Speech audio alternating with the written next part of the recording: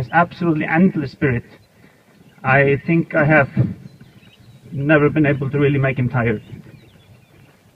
I have not been riding him much for quite a while, so it is kind of starting him up again.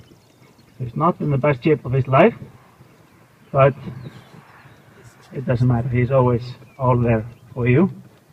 And when I had this horse in shape, I think it's probably the greatest athlete I've ever worked with.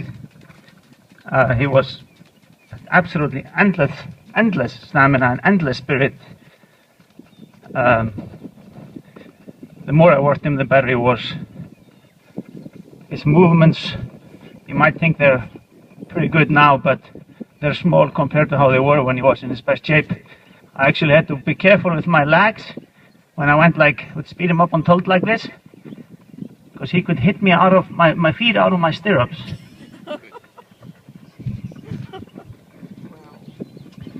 But he's obviously not perfect, rather than other horses. We got him a little bit later in life, so he's probably, had different kind of riders on him and things like that. One thing that a little bit tricky sometimes with him is to position him. He's very, very light. He never gets heavy on the rein.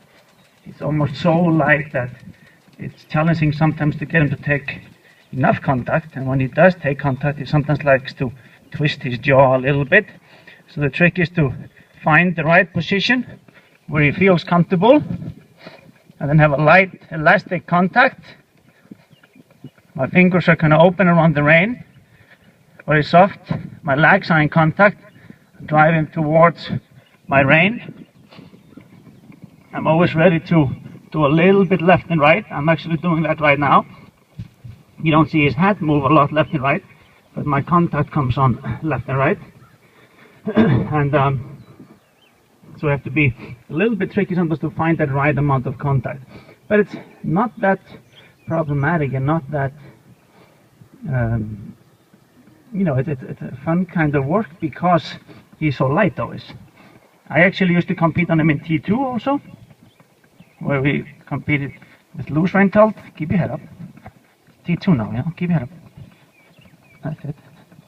So and even though he is extremely active, very, very sensitive, very, very energetic, he's actually not that hard to ride because he's so light and responsive.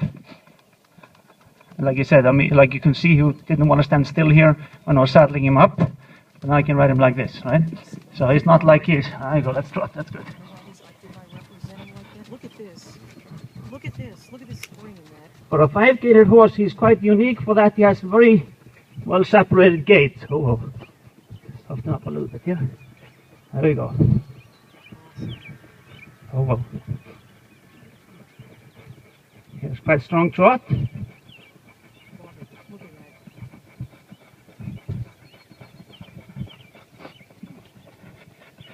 He needs to warm up a little bit for his tilt typically to be the best. His trot is quite strong. His canter is also very good for a 5-gaited horse especially. 3-beat, quite good jump. His pace is also quite clean. So it's a good 2-beat clean pace. So what makes him very special as far as his gaits go is that they're very, very well separated. This means every gait has its own beat correct. He's not very likely to mix it a lot. Like this would not be a bad canter for many 4-gaited horses, right? And then he has and probably pace is his best gait. And actually before I got him, he was being ridden as a 4-gaited horse. And he actually made the US team once. He has made the US team as a 4-gaited and a 5-gaited.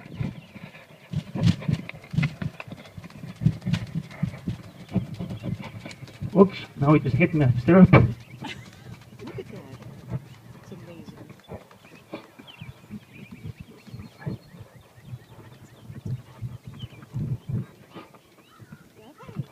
I was talking about the position before. That quite interesting with this horse. He actually has a very nice neck. It's very thin at the throat. He got an 8.5 for neck. The reason he is sometimes tricky to position correctly and for his best shape and beat is not the neck, not so much the mouth. It's his loins, it's his back.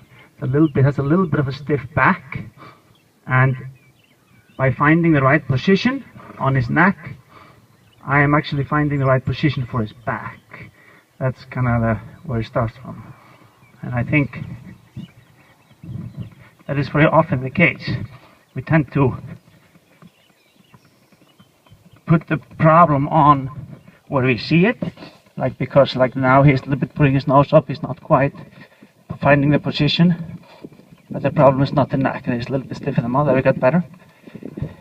And he's funny, when he gets stiff, there's no weight in my hand. I can just feel him get stiff a little bit in the pole. Oh. Good boy.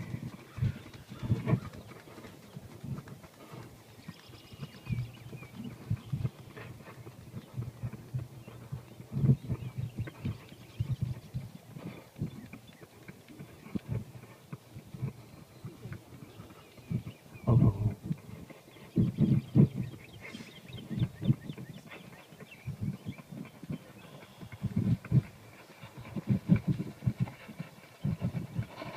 In the T2, the trick is to try not to let him put his neck too low, because then the back comes up too much and he gets stiff.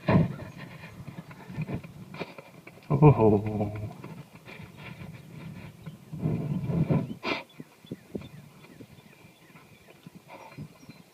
His worst gait is probably walk, even though it's not bad. It's not as good as the other ones.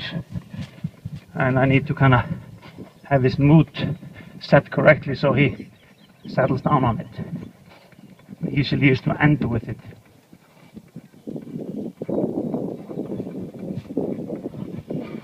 It's a good example of, for me, how horses can perform, have great movements, great gaits, very good pace, good speed, without being heavy on your hand.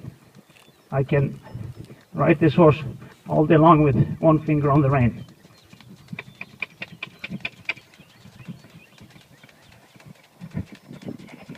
Oh.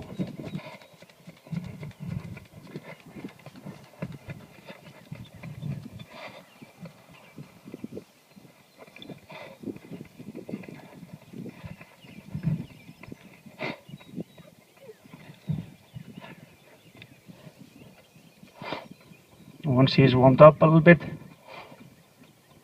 he actually walks quite okay, even though it's not quite as good as his other gaits. Do you have any questions on this before I ride pace?